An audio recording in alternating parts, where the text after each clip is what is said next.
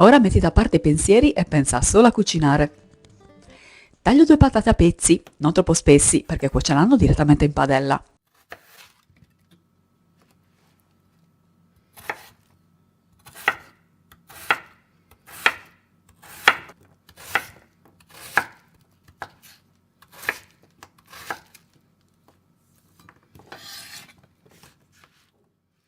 Prendo una verza media, la taglio prima a metà e poi a strisce sottili.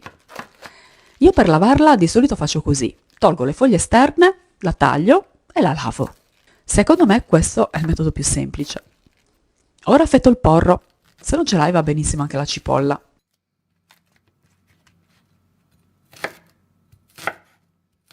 Metto una padella o una casseruola sul fuoco con un filo d'olio e faccio soffriggere il porro.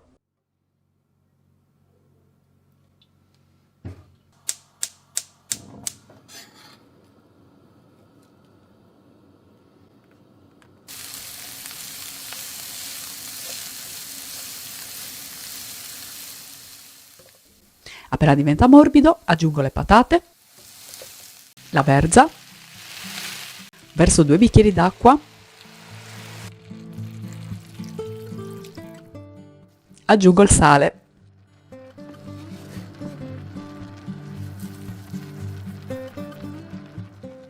Copro e lascio cuocere per circa 20 minuti.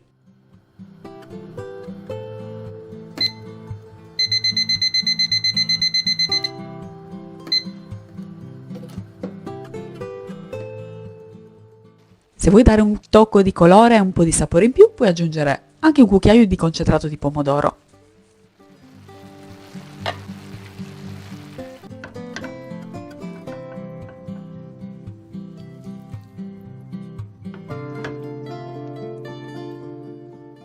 Per farne un piatto unico aggiungo la parte proteica. Preparo un uovo in camicia. Ci sono diversi metodi, secondo me questo è il più veloce. C'è una frase che mia madre ripeteva sempre: dove si mangia in 3, si può mangiare in 4. A sentirla così quando ero piccola non mi diceva granché, ma adesso capisco che racchiude tutta l'ospitalità della cucina italiana.